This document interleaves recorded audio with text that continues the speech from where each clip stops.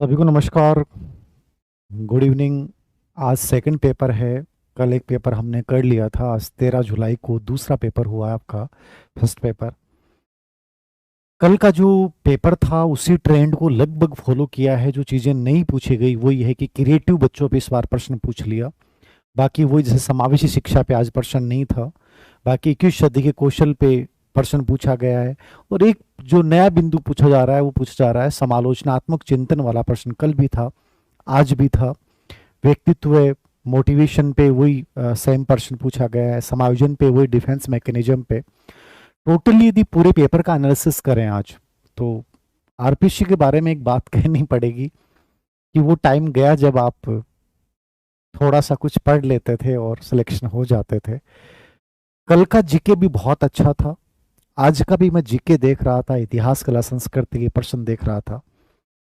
मैं ईमानदारी की बात बोल रहा हूं कि यदि उस पेपर को दूं, पढ़ के भी दूं, बहुत मुश्किल काम है। मतलब चीजों को इतना खोदा जा रहा है, इतना एक एक चीज आपको किसी व्यक्तित्व के बारे में प्रश्न पूछ रहा है तो उसको कंप्लीट नॉलेज होना चाहिए। करंट की स्थिति मैंने बताई थी। करंट जो आ रहा है वो रिपोर्ट्स पे आने लग गया कि मान लीजिए राजस्थान की भी कोई रिपोर्ट है, उस रिपोर्ट में क्या जिक्र किया गया है। आज मैं देख रहा था 13 मई को एक पीआईबी का मैंने एक न्यूज पढ़ी थी, ग्रेड फर्स्ट वाले करंट में डाला भी था। तो वो जो मुख्य सचिव ने जो बैठक की वो पीआईबी के एजिटी जो प्रश्न उठा लिया। ठीक है। करंट का जो प्रश्न आ रहा है वो स्पेशली अपन ने जो करंट में डाला था ख्वाहिश शर्मा का, वो आया है। मैंने डाल भी दिया था टेलीग्राम के ऊपर। एक प्रश्न जो एजुकेशन रिपोर्ट पे प्रश्न आया था, ये दोनों प्रश्न मैंने करंट में करवाए थे। क्योंकि अपने 17-18 पेज में लगभग समेटा था तो पॉसिबल भी नहीं है कि पूरे के पूरे प्रश्न आए। लेकिन टोटली एक रुख ये देखने को मिल रहा है कि जो बच्चा बहुत अच्छी मेहनत कर रहा है, जो सरकारी रिपोर्ट्स पढ़ रहा है, अच्छी बुक्स पढ़ रहा है और बहुत डीपली नॉलेज ले रहा है, वो कुल मिला के इन पेपरों में डिफेंड कर पाएगा। बाकी बहुत मुश्किल है। साइकोलॉजी की बात करें तो ठीक था पेपर, थोड़ा सा समझ का प्रयोग करना था। बाकी मुझे विश्वास है आप लोगों पे कि आपका बहुत अच्छा गया होगा। चलिए अपन डिस्कस कर लेते हैं। पहला प्रश्न ये था आज का। एक शिक्षक ने विद्यालय में कुछ ऐसी स्थितियां देखी जिनमें से कुछ में छात्रों के कुसमायोजन को रोकने के लिए हस्तक्षेप की आवश्यकता थी। निम्नलिखित में से उन स्थितियों का चयन कीजिए। तो ये जो कुसमायोजन के कारण में मैंने बता रखा है किताब में भी, और कुसमायोजन में टीचर की भूमिका क्या, वहां भी इस चीज को मैंने समझा रखा है। तो शिक्षक का पर्याप्त प्रशिक्षण तो पॉजिटिव हो गया। अपर्याप्त पाठ्यक्रम या दूषित पाठ्यक्रम, मैंने किताब में बाकायदा इसका जिक्र किया। आप देखना 204 के पृष्ठ पे बाकायदा इस चीज को मेंटेन किया है। मनोरंजन सुविधाओं का प्रावधान ये मेंटेन किया है, लेकिन ये पॉजिटिव में मेंटेन किया है। शिक्षक छात्र संबंध में संयम, वहां लिखा है कि टीचर बच्चों की बातों को सुने, उनके साथ सहानुभूतिपूर्वक बात करे। संयम का मतलब समझ गए कि एक दूरी रखनी है, रेस्ट्रिक्ट करना है कि तुम टीचर के सामने अपनी हर बात को नहीं रखोगे, थोड़ी दूरी बना के रखना, उससे डरना है। तो संयम या रेस्ट्रिक्शन जो होता है, हमेशा याद रखना, ये कभी भी अच्छा नहीं माना जाता शिक्षा मनोविज्ञान में। ये हमेशा से पॉजिटिव होना चाहिए, हेल्दी रिलेशनशिप होना चाहिए, लोकतांत्रिक होना चाहिए। तो इसमें आंसर क्या हो जाएगा? बी गलत है और डी गलत है, और दोनों मैंने डाले हैं, स्पेशली मेंटेन किया है। तो आंसर क्या हो जाएगा? बी और डी। तो ऐसे प्रश्न को तो यदि आप पढ़ के भी नहीं गए तो भी आप में से कोई भी बच्चा इसको कर देगा। अगला प्रश्न देखिएगा। जब कोई व्यक्ति, ये इमोशनल इंटेलिजेंस, ये मोटिवेशन पे जो पर्सन है, कल अचीवमेंट मोटिवेशन पे डेविड मैकक्लेंड पे ज्यादा पूछ लिया, आज दूसरा प्रेरक पूछ लिया। जब कोई व्यक्ति किसी दूसरे व्यक्ति के व्यवहार और संवेगों पे इच्छित प्रभाव उत्पन्न करता है तो ये किस मनोसामाजिक प्रेरक को होगा? तो शक्ति प्रेरक को हम सब ने पढ़ा है, और शक्ति प्रेरक में सेम भाषा भी यूज की है मैंने। और कई बार ये अपन ने जो फाइनल टच करवाया था उसमें मैंने इसका जिक्र किया था कि जब दूसरों पे प्रभुत्व और नियंत्रण स्थापित करने की कोशिश करते हैं तो पावर प्रेरक होता है, राजनेताओं में आता है। और स्पेशली इसका अध्ययन क्रिस्टी और ग्रिश ने किया और एडलर ने इसका अध्ययन किया है। तो ये शक्ति की आवश्यकता हो जाएगा। तो सेम लैंग्वेज कि शक्ति और प्रभाव, प्रभुत्व, नियंत्रण जहां भी स्थापित आएगा वहां पे क्या आ जाएगा? 162 के ऊपर डाल रखा, तो शक्ति की आवश्यकता हो जाएगा। बाकी ऑप्शन पे ध्यान ही नहीं देना। ऐसा प्रश्न मुझे लगता नहीं किसी बच्चे का गलत होगा। आज के पेपर में मैं साइकोलॉजी में आपसे अपेक्षा करता हूं कि 18% तो आपने किए होंगे। अगला प्रश्न देखना। कौन सा कथन मनोविज्ञान, साइकोलॉजी और शैक्षिक मनोविज्ञान के अध्ययन क्षेत्र में स्पष्ट अंतर बताता है। मनोविज्ञान और शिक्षा मनोविज्ञान, पूरा डिफरेंस कम से कम एक पेज में मैंने पूरा एक्सप्लेन कर रखा किताब में। मनोविज्ञान क्या और शिक्षा मनोविज्ञान क्या है। शिक्षा मनोविज्ञान क्या है? शिक्षा का विज्ञान मुख्य रूप से टीचिंग लर्निंग प्रोसेस की समस्याओं से रिलेवेंट है, राइट। शिक्षार्थियों के व्यवहार का उनके शैक्षिक वातावरण के संबंध में अध्ययन करना, ये भी शिक्षा मनोविज्ञान। शिक्षार्थियों की शैक्षिक आवश्यकताओं को पूरा करना, उनके व्यक्तित्व का सर्वांगीण विकास करना, शिक्षा मनोविज्ञान। इसमें सभी जीवित प्राणियों के व्यवहार, उनकी सभी जीवन की गतिविधियों में शामिल किया जाता है, ये मनोविज्ञान। अब देखो, इसको समझना है इस पर्सन को। हो सकता है आप में से कोई बच्चा इसको करके आ गया, कोई इसको करके आ गया, कॉमन सेंस यूज करो। यहां ये प्रश्न पूछ रहा है कि मनोविज्ञान और शिक्षा मनोविज्ञान में डिफरेंस क्या है। तो शिक्षा मनोविज्ञान से अलग कैसे है? प्रश्न की जो भाषा है वो ये पूछना चाह रहा है कि मनोविज्ञान, which of the following statement clearly discrimination the scope of study of psychology and educational psychology, जो दोनों में अंतर दिखाएगा। ये तीनों स्टेटमेंट तो किससे रिलेवेंट हो गए? शिक्षा मनोविज्ञान से हो गए। शिक्षा मनोविज्ञान का अध्ययन क्षेत्र क्या है वो बता रहा है। चौथा स्टेटमेंट ये बता रहा है कि मनोविज्ञान क्या करता है। मनोविज्ञान एक व्यापक विज्ञान है, और मनोविज्ञान व्यापक विज्ञान है जिसमें सभी जीवित प्राणियों। शिक्षा मनोविज्ञान में केवल शैक्षिक क्षेत्र से रिलेवेंट बच्चों के व्यवहार का अध्ययन होगा। यहां पे जितने भी जीवित प्राणी हैं, मेले मैकडूगल की परिभाषा देखना, गेरेट की परिभाषा देखना, स्किनर की परिभाषा देखना, तीनों में सेम परिभाषा मैंने लिखाई है। जो फर्स्ट पृष्ठ है उसके ऊपर देखना आप, 3 नंबर के पेज पे और 11 नंबर के पेज पे, दोनों पे मैंने मेंटेन किया इस चीज को कि मनोविज्ञान जो होता है वो जीवित प्राणियों के व्यवहार, उसके सभी जीवन गतिविधियों शामिल करता है। मतलब मनोविज्ञान इस वजह से डिफरेंट है। बाकी ये तीनों विशेषताएं तो सेम किसकी होगी? शिक्षा मनोविज्ञान की। इसलिए आंसर क्या होगा? चौथा आंसर हो जाएगा। डिफरेंस जो है वो चौथे ऑप्शन में, क्योंकि ये मनोविज्ञान को शिक्षा मनोविज्ञान से अलग कर रहा है। बाकी ऊपर वाली तीनों विशेषताएं तो क्या आंसर हो जाएंगी? वो तो मनोविज्ञान के हो जाएंगे। तो आंसर क्या हो जाएगा? ये दे रखा 3 और 11 के पेज पर देख लेना आप, एज इट इज मिल जाएगा आपको। अगला प्रश्न देखना, नीचे 2 कथन दिए गए हैं और मुझे लगता है कि सबने सही किया होगा। पहला है अधिगम व्यवहार में स्थायी परिवर्तन करता है, एकदम सही बात है। परिपक्वता की प्रक्रिया के कारण होने वाले परिवर्तन अधिगमित मतलब लर्नड व्यवहार, ठीक है ना, लर्नड बिहेवियर की श्रेणी में आते हैं। तो परिपक्वता की वजह से होने वाले परिवर्तन अधिगम की श्रेणी में नहीं आते हैं, क्योंकि वो परिवर्तन अस्थायी होते हैं। परिपक्वता एक जन्मजात आनुवांशिक प्रक्रिया है और इसके लिए अभिप्रेरणा अभ्यास, पूरा डिफरेंस डिटेल बना रखी है। तो बी गलत है और ए सही है। तो आंसर क्या हो जाएगा? ए सत्य है किंतु बी असत्य है, ठीक है। ये 91 के पृष्ठ पे है। परिपक्वता अधिगम में अंतर क्या है? अगला प्रश्न देखना, 85। प्रभावशाली सामाजिक अधिगम सिद्धांत अल्बर्ट बांडुरा ने मॉडलिंग के विकास के लिए एक शक्तिशाली सोर्स के रूप में महत्व दिया, लेकिन बाद में सिद्धांत में सामाजिक विकास में के महत्व पे दिया। बाद में किस पे दिया? शुरुआत में इसने 1977 में जो सिद्धांत दिया था, जिसको इसने अपनी किताब सोशल लर्निंग में सामाजिक अधिगम नाम दिया था। क्या नाम दिया था? सोशल लर्निंग में सामाजिक अधिगम नाम दिया। फिर 1986 में इसने चेंज किया। 1986 में इसने किताब लिखी social foundation of thought and action, cognitive psychology. ये किताब लिखी थी 1986 में। मैंने किताब में मेंटेन भी किया बाकायदा। 1986 में किताब में इसका नाम कर दिया गया था, यानी सामाजिक संज्ञानवाद कर दिया था। क्या कर दिया था? सामाजिक संज्ञानवाद। तो अनुकरण को तो शुरुआत में स्वीकार करता है। अनुप्रयुक्त व्यवहार विश्लेषण स्किनर का कॉन्सेप्ट है, तो यहां आएगा नहीं। प्रेक्षणात्मक अधिगम इसने कब बोला था? 1977 में बोला था। चेंज जो किया वो क्या किया? सामाजिक संज्ञान को शामिल किया, कि शुरुआत में इसने इसलिए इस सिद्धांत को सामाजिक संज्ञानवादी श्रेणी में शामिल करता है। तो 86 में social foundation of thought and action में इसने जो नया वर्ड जोड़ा था वो सामाजिक संज्ञान जोड़ा था, और ये मेंटेन भी किया है मैंने। आप देख लीजिएगा 127 के पेज पे इस लाइन को सेम मेंटेन कर रखा है। तो आंसर क्या हो जाएगा? सामाजिक संज्ञान, ठीक है। 85 में मेस्लो की आवश्यकता पदानुक्रम मोटिवेशन से 2 प्रश्न आए हैं आज, कल भी 2 प्रश्न आए थे। मेस्लो की आवश्यकताओं के पदानुक्रम के अनुसार यदि कोई विद्यार्थी असुरक्षित महसूस करता है और परिणाम स्वरूप उसे अकादमिक अधिगम पे ध्यान केंद्रित करने में डिफिकल्टी होती है, तो ये उदाहरण किसका है? फिजिकल आवश्यकता टेबल हम सब ने पढ़ा है। सबसे पहले फिजिकल आती है, फिर सेफ्टी या सुरक्षा नीड आती है, फिर लव नीड्स आती हैं, फिर स्टीम नीड आती है, और लास्ट में सेल्फ एक्वालाइजेशन नीड आती है, जो आपकी सबसे सर्वोच्च होती हैं। तो ये कहता है जब उसे असुरक्षित महसूस करता है, अकादमिक अधिगम पे ध्यान देने में केंद्रित कठिनाई होती है। तो मतलब पर्सन में ही आंसर दे दिया, और मुझे नहीं लगता किसी बच्चे ने आंसर गलत किया होगा। तो निश्चित रूप से इसका आंसर क्या हो जाएगा? सुरक्षा और अपनापन। जहां ये लगता है कि यार पता नहीं, मतलब दिमाग कब खराब होता है? आप में से कई बच्चे पेपर देने जाते हैं, उनका पेपर खराब कब होता है? जब उनको ये डर बैठ जाता है कि नहीं हुआ तो सब कुछ खत्म हो जाएगा, नहीं हुआ तो मेरी शादी हो जाएगी, नहीं होगा तो मुझे घर वाले बैठा देंगे, नहीं हुआ तो मेरी लाइफ में सब बर्बाद हो जाएगा।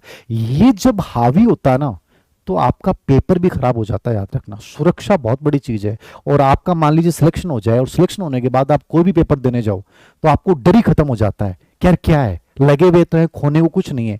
इसलिए लगा हुआ व्यक्ति बार बार सिलेक्शन लेता है, और असफल व्यक्ति बार बार असफल होता है, क्योंकि उसके अंतर्गत सेफ्टी, डर रहता है असुरक्षा का कि सब कुछ खत्म हो जाएगा।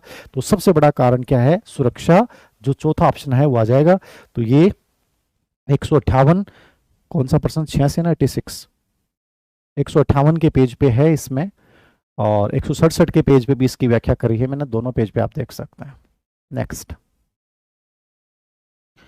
ग्राहम वाल्स के अनुसार सृजनात्मकता की अवस्थाओं के बारे में निम्नलिखित में से कौन सा कथन सही है? कल क्रिएटिविटी पे प्रश्न नहीं आया था, आज क्रिएटिविटी प्रश्न आ गया, ग्राहम वाल्स के ऊपर आ गया और सृजनात्मकता की अवस्थाओं पे आ गया। क्रिएटिविटी पे लगभग प्रश्न आता ही आता है, ठीक है बेटा। पेपर 2025 से तो डिफिकल्ट है ही। आप ये एक बात दिमाग में फीड कर लेना कि 2026 में पेपर ये आ रहा है, 2027 में इससे भी डिफिकल्ट लेवल आएगा। तैयार रहो इन चीजों के लिए। आरपीसी का पैटर्न हर साल बदल रहा है। अधीनस्थ सेवा चयन बोर्ड पीवाईक्यू बेस्ड पेपर बना देता है, आरपीसी पीवाईक्यू बेस्ड पेपर ही नहीं बना रही है, ये हर साल बदल रहा है। तो आरपीसी का एग्जाम दे रहे हो तो माइंड सेट तैयार रखो कि ये अगले साल बहुत डिफरेंट आएगा, तय मान के चलिए आप। तो इसने, ग्राहम वाल्स ने 4 अवस्थाएं बताई थी, ठीक है। आर्ट ऑफ थॉट इसकी किताब थी, उसमें मैंने पूरा वर्णन डाला है किताब में कि इसकी 4 अवस्थाएं। सबसे पहली अवस्था तैयारी है, जहां पे वो समस्या का समझता है, तथ्य एकत्रित करता है, तैयारी की अवस्था, प्रिपरेशन स्टेज। सत्यापन अवस्था वह समय समाप्ति जब व्यक्ति किसी भी गतिविधि में शामिल, अरे गतिविधि में शामिल कैसे नहीं। चौथी अवस्था है, इसमें बच्चा जांचता है कि जो निष्कर्ष निकला है वो सही कि नहीं है, चेंज करता है उसमें, तो इसलिए गतिविधि तो करेगा, एक्टिव रहता है बच्चा, गलत है। उष्मायन अवस्था यानी इंक्यूबेशन, इंक्यूबेशन स्टेज में वो बच्चा निष्क्रिय रहता है, अचानक समस्या का समाधान तो इल्यूमिनेशन में होता है, इसलिए गलत है। प्रेरणा की अवस्था को इसने वर्ड चेंज कर दिया, बाकी प्रेरणा की अवस्था क्या है, वही जो आपका इल्यूमिनेशन स्टेज बोलते हैं, में नवीन विचार और नई संभावनाएं उभरती हैं। तो ये जो तीसरी अवस्था है इल्यूमिनेशन, इसमें ये होता है, तो ये सही बात है, जो विचार आता वही आता। तो ए भी सही है, डी भी सही है, बी और सी दोनों गलत हैं, तो आंसर क्या हो जाएगा? ए और डी, मतलब फोर्थ ऑप्शन, चौथा ऑप्शन आंसर हो जाएगा ए और D, right. Sir, it is only people like you who make this paper. Yes sir, get the solution done till group D sir. हाँ करता रहूँगा बेटा, करवा दूंगा, टेंशन ना लें आप। अब क्या करवाऊँगा, ये तो अपना काम है। बस ये कि टाइमिंग शाम को मिलेगी, दिन में टाइमिंग नहीं मिलेगी, तो जैसे भी लेट नाइट कैसे भी करवा दूंगा, क्योंकि वर्किंग डे है ना, इसलिए दिक्कत होती है। तो ये आंसर समझ में आ गया। इसकी 4 अवस्थाएं पढ़ के जाना है, वैसे भी पहले भी बहुत प्रश्न आए हैं इसके ऊपर, तो इसको अच्छे से देखना। और ये कौन सा प्रश्न था ये? 87 है ना। जिन बच्चों को मिलान करना हो, 276 277 के पेज पे 4 अवस्थाओं का मैंने उल्लेख कर रखा है, 276 और 277 किताब में देख लेना, एज मिल जाएगा आपको, ये बताने की जरूरत नहीं पड़ेगी। ये इसलिए बता देता हूँ कि आपका कॉन्फिडेंस बना रहे कि सर से पढ़ रहे हैं तो बाहर कुछ नहीं आ रहा। कौन सा अधिगम के सबसे सरल रूप शास्त्रीय अनुबंधन, कल स्किनर पे आ गया, आज पावलो पे आ गया, सिद्धांत के तौर पे अनुपयुक्त है, ठीक है ना, ठीक है। कौन सा मिसफिट है, मतलब अनुबंधित, अनानुबंधित उद्दीपक अनुबंधित उद्दीपक से पहले आना चाहिए, मतलब यूसीएस जो है वो सीएस से पहले आना चाहिए। तो यूसीएस सीएस से पहले आ गया तो कंडीशनिंग होगी क्या? कभी नहीं होगी। सीएस यूसीएस से पहले आता है, फिर यूसीएस आता है, तो ये पहला ऑप्शन गलत हो गया।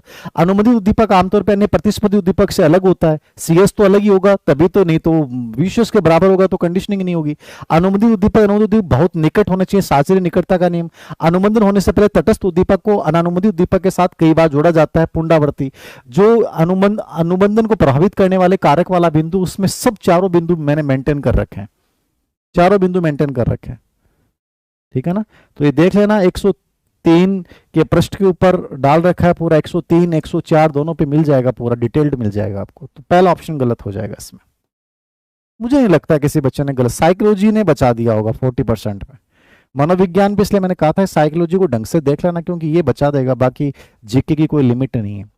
मनोविश्लेषण सिद्धांत हमें बताता है कि मानव व्यवहार का एक बड़ा भाग अवचेतन प्रेरकों द्वारा कंट्रोल्ड होता है। सिगमंड फ्राइड, सही बात है। व्यक्तित्व आकलन की प्रत्यक्ष विधियां हमारे व्यवहार के अवचेतन भाग को उजागर कर सकती हैं, गलत है। प्रत्यक्ष विधियां जो होती हैं वो अवचेतन को उजागर नहीं करती, अप्रत्यक्ष विधियां करती हैं। TAT, CAT, IBT, FWT. तो बी ऑप्शन क्लियर गलत हो गया, ए सही हो गया। तो आंसर क्या हो गया? ए सही है किंतु बी गलत है। तो कुछ पर्सन बड़े नॉर्मल से थे, मुझे नहीं लगा कि इनमें किसी बच्चे को गलत हुआ होगा। तो ये 176 के पृष्ठ पे है फ्राइड वाला, और ये नीचे वाला 179 के पृष्ठ पे है प्रक्षेपी विधि वाला। कौन सा समालोचनात्मक चिंतन कौशल, ये प्रश्न कल भी आया है। एक काम करना इसमें आप, यदि मुझे याद दिला देना, मैं डाल दूंगा अभी। समग्र मनोविज्ञान में जो 304 और 305 पेज का पे है, पुरानी वाली किताब किसी के पास हो तो, नई वाली में भी यदि है, सब में है, नई वाले में तो और डिटेल्स है। उसमें जो ब्लूम टेक्सोनोमी है, Bloom taxonomy direct second grade के सिलेबस में नहीं है, लेकिन इस पे प्रश्न पूछ रहा है, तो उसको समग्र मनोविज्ञान में डाल रखिए। तो वो मैं टेबल डाल दूंगा आपको, तो वो टेबल देख के जाना, कल वाले सीडी वो ग्रुप वाले, क्योंकि उस पर कल भी प्रश्न आया था, आज भी आ गया। तो इसकी टेबल समग्र मनोविज्ञान साइकोलॉजी में है, तो इसको देख लेना। समालोचनात्मक चिंतन कौशल के अंतर्गत अवबोध, अंडरस्टैंडिंग क्षेत्र में क्या आएगा? अंडरस्टैंडिंग में विचारों को क्रमबद्ध करते हैं। अनुप्रयोग जो है वो अनुप्रयोग में आता है, तो गलत है। निष्कर्ष निकालना ये मूल्यांकन में आ जाएगा। वर्णन करना इसमें आता है अपने शब्दों में। पहचान करना ज्ञान क्षेत्र में आता है। व्याख्या करना भी अवबोध में आता है। ए, डी और एफ सही है, A D F, A D F पहला ऑप्शन हो जाएगा, ए डी एफ। तो ये समग्र मनोविज्ञान में मैंने डाल रखा है, तो ये देख लेना, समग्र मनोविज्ञान में मिल जाएगा। 304 305 के पेज देख लेना, पुरानी वाली के पेज बता रहा हूं मैं।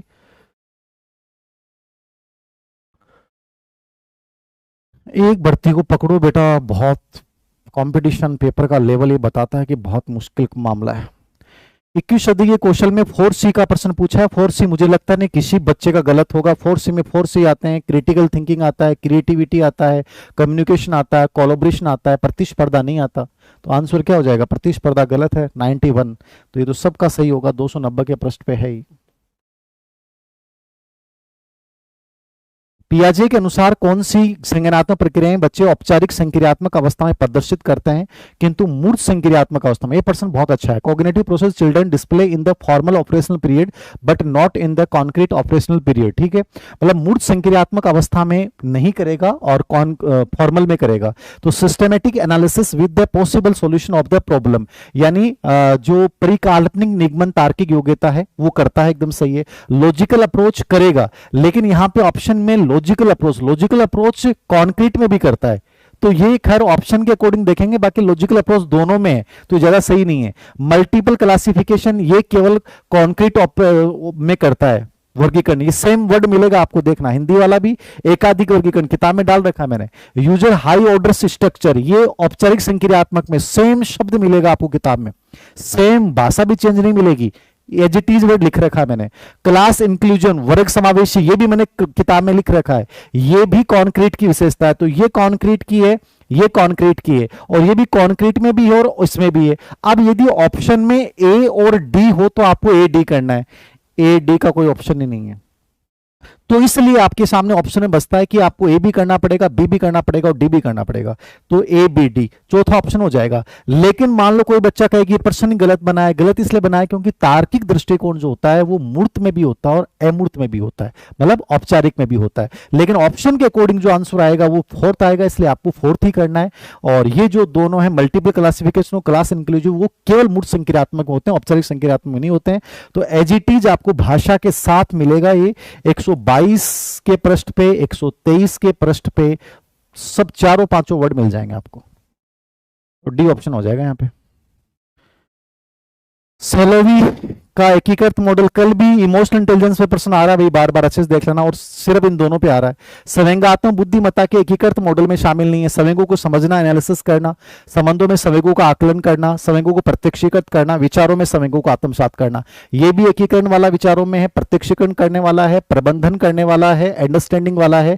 आकलन करना कहीं भी इसके अंतर्गत नहीं आता है, तो बी ऑप्शन गलत हो जाएगा। इन्होंने 4 ही तत्व बताए जिसमें आकलन की कहीं बात नहीं की है, परसेप्शन की, समझने की, विचारों का एकीकरण में, और मतलब ये प्रबंधन करने, मैनेजमेंट करने में। तो ये शायद ही किसी का गलत होगा, 241 के पृष्ठ पे डाल रखा है पूरा का पूरा, तो ये कर दिया होगा आप लोगों ने। बी गलत हो जाएगा। नीचे दो कथन दिए गए हैं, ध्यानपूर्वक पढ़ें और सही विकल्प चुनें। ये भी सही प्रश्न था। पूर्व अनुभव अंतर्दृष्टि अधिगम में सहायता प्रदान करता है, प्रभावित करने वाले कारकों मैंने मेंटेन कर रखा है, सही है। अंतर्दृष्टि अधिगम संबंधों के प्रत्यक्षीकरण पर निर्भर नहीं करता, निर्भर करता है, क्योंकि अंतर्दृष्टि अधिगम में कोहलर क्या बताता है कि चिंपांजी जो है वो देखता है कि बाहर केले पड़े हैं, फिर लकड़ी पड़े हैं, दोनों का परसेप्शन करता है, परसेप्शन करने के बाद दोनों में संबंध स्थापित करता है। तो प्रत्यक्षीकरण और संबंध की तो बात कर ही रहा है, प्रत्यक्षीकरण तो इसका सबसे इंपॉर्टेंट कॉन्सेप्ट है। तो ये तो बी गलत हो गया और ए क्या हो गया, सही हो गया। तो ए सत्य है और आर क्या है, असत्य है। तो दोनों का मेंटेन कर रखा 94, 125 के पेज पे देख लेना, मिल जाएगा, दोनों स्टेटमेंट मिल जाएंगे। 95 व्यक्तिगत भिन्नता पे प्रश्न पूछा गया है कि कोई भी दो बालक बिल्कुल एक जैसे नहीं होते, एकदम सही है। पहला शुरुआती टॉपिक यहीं से किए। फिर है कारण व्यक्तिगत भिन्नताएं वंशानुक्रम पर्यावरण के कारण उत्पन्न होती हैं, इसलिए लोगों में क्या होता है, अलग होता है, किसी का वातावरण अलग है, किसी का हेरिडिटी अलग है, सबकी हेरिडिटी अलग अलग होती है, इसलिए व्यक्ति जो है कोई भी समान नहीं होते। तो ए और आर दोनों सत्य हैं और ए आर की सही व्याख्या करता है। ठीक है, 248 के पृष्ठ पे पहली लाइन मिल जाएगी और 249 पे दूसरी लाइन मिल जाएगी। नेक्स्ट, स्टर्नबर्ग कल भी आया था। अब इससे अनुमान लगा लो कि देखो पेपर में चीजें वही सेम चल रही हैं। कल भी स्टर्नबर्ग आया था, आज भी स्टर्नबर्ग आया, मतलब स्टर्नबर्ग को ढंग से पढ़ लेना है। और ये तो बहुत अच्छे से मेरा जोड़ दे के पढ़ाया हुआ कि बहुत इंपॉर्टेंट है। घटकीय बुद्धि एनालिटिकल जो कंपोनेंट इंटेलिजेंस है वो क्या करती है, वो समस्या का समाधान करने के लिए सूचनाओं का विश्लेषण करती है। दो, अनुभवात्मक बुद्धि क्या करती है, पूर्व अनुभव के आधार पर नई समस्याओं को क्रिएटिव रूप से हल करती है। और संदर्भ या कॉन्टेक्स्ट इंटेलिजेंस क्या करती है, दैनिक जीवन की समस्याओं का पर्यावरण के मांग में समाधान करती है। तो आंसर देख लो कौन सा हो जाएगा, ए में 2, बी में 3, ए में 2, बी में 3 और सी में 1। पहला ऑप्शन हो जाएगा ना, फर्स्ट ऑप्शन हो जाएगा। देख लेना, मिलान कर लेना, मैंने जो मिलान किया उसके अकॉर्डिंग। 230 के पृष्ठ पे है पूरा का पूरा।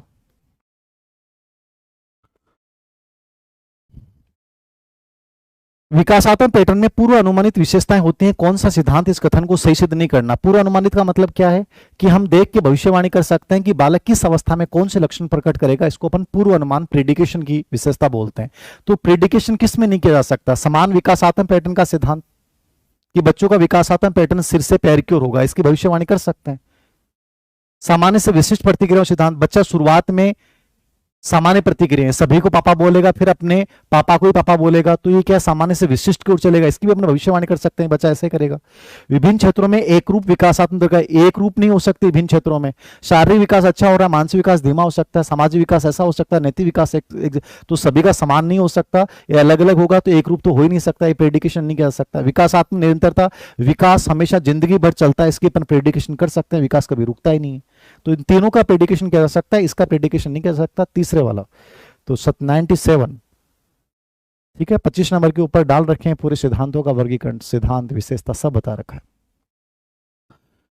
कक्षा में विद्यार्थियों के अधिगम में अंतर स्पष्ट रूप से दिखाई देता है, निम्नलिखित में से कौन सा कथन विद्यार्थियों के अधिगम संबंधी इन अंतरों का स्पष्टीकरण नहीं है। बहुत आसान सा प्रश्न है। अधिगम की एक विधि कुछ विद्यार्थियों के लिए अनुकूल होती है जबकि अन्य के लिए नहीं। अधिगम पॉजिटिव नेगेटिव दोनों होता है। विद्यार्थियों की अधिगम शैलियां आपस में समरूप होती हैं, समरूप हो ही नहीं सकती, सबकी अधिगम शैलियां क्या होती हैं, अलग अलग होती हैं। इस बार अधिगम शैलियों पे समग्र मनोविज्ञान में मैंने नया टॉपिक डाला है। कुछ विद्यार्थी अधिक आसानी से सीख जाते हैं, कुछ को सीखना बड़ा कठिन लगता है, एकदम सही। व्यक्तिगत भिन्नता, कक्षा का वातावरण अधिगम विद्यार्थियों की व्यक्तिगत प्रवृत्ति पर डिपेंड करता है, कोई पॉजिटिवली सीख के आता है, कोई नेगेटिवली सीख के आता है, तो ये भी बच्चों के व्यक्तित्व। तो इसमें आंसर कौन सा है, बी ऑप्शन गलत है, तो ये अधिगम की विशेषताओं के अंतर्गत डाल रखा है। 93 के प्रश्न मिल जाएगा एक। साइकोलॉजी कल थोड़ी सी हार्ड लगी मुझे, क्योंकि उसमें कंफ्यूजन ज्यादा था। साइकोलॉजी आज थोड़ा सा दिमाग यदि बच्चे ने लगाया तो आज ज्यादा ठीक करेगा बच्चा। प्रक्षेपण दूसरों पे डाल देना, अपनी सोच को दूसरों पे आरोपित कर देना, ये आ जाएगा। प्रतिगमन पीछे की ओर लौटना। उदातीकरण सामाजिक रूप से स्वीकार दिशाएं मोड़ना। डिनाइल मतलब कि अस्वीकार कर देना, वास्तविकता को अस्वीकार कर देना। मिलान कर लो इसके अनुसार, प्रक्षेपण में दूसरा ऑप्शन, फिर प्रतिगमन में पहला ऑप्शन, 2 1, फिर सी में 3, डी में 4, तीसरा ऑप्शन हो जाएगा ना आंसर, तीसरा हो जाएगा। हार्ड तो नहीं है बेटा, थोड़ी समझ बेस्ड है। साइकोलॉजी समझ बेस्ड तो आती है, जिसने अच्छे से पढ़ा है, क्लास में ध्यान दिया, उस बच्चों को कहीं गलत, मुझे नहीं लगता है गलती होगी। ठीक है, तो ये 99 वाला प्रश्न है। ये 202 203 के पृष्ठ पे डाल रखा है मैंने, 202, तो सभी किताबों में मिल जाएगा। खैर 202 और 203, ये तो बहुत आसान प्रश्न। शैक्षिक मनोविज्ञान के क्षेत्र, ये प्रश्न अच्छा है, किस बच्चे का सही गया इस प्रश्न, ये प्रश्न अच्छे लेवल का था। शैक्षिक मनोविज्ञान के क्षेत्र के संबंध में दो कथन दिए गए, शिक्षक की अभिक्षमता और शिक्षण में किए गए किन्हीं भी नवाचारों के मापन अधिनियम प्रक्रिया के मूल्यांकन में शामिल किया जाता है। ठीक है, measurement of teacher aptitude and innovations introduced in teaching are included in the evolution of learning process. शिक्षण अधिगम प्रक्रिया मतलब लर्निंग प्रक्रिया, जो आपका दूसरा क्षेत्र है। ठीक है, अधिगम के तत्वों में अधिगम प्रक्रिया के मूल्यांकन के अंतर्गत तत्काल फीडबैक और परिणामों ज्ञान शिक्षार्थी की प्रेरणा को बढ़ाता है। एकदम सही है। अब देखो इसको समझना, अधिगम प्रक्रिया में क्या आता है कि वो सभी मानसिक प्रक्रियाएं जो बालक की सीखने की प्रक्रिया को प्रभावित करती हैं वो अधिगम प्रक्रिया में आती हैं। तो लर्निंग प्रोसेस में मानसिक क्रियाएं आती हैं, आंतरिक और बाह्य, लेकिन वो किससे रिलेवेंट आती हैं? वो बच्चे से रिलेवेंट आती हैं। यहां प्रश्न क्या दे रहा है कि टीचर का एप्टीट्यूड, टीचर के नवाचार, ये अधिगम प्रक्रिया में शामिल किए गए, तो ये गलत है। ये अधिगम प्रक्रिया का भाग नहीं होता। अधिगम प्रक्रिया में स्पेशली बालक शिक्षार्थी से रिलेवेंट होता है। तो ए गलत है और बी सही है। तो कथन में क्या जाएगा? कथन ए असत्य है किंतु बी सत्य है। ठीक है, ये लर्निंग प्रोसेस वाले बिंदु में डाल रखा है। 14 नंबर के पृष्ठ पे देखना आप, उसमें जो अधिगम के अवयव डाल रखे हैं उसमें मैंने व्याख्या कर रखी है कि लर्निंग प्रोसेस अलग चीज है और ये अलग चीज है।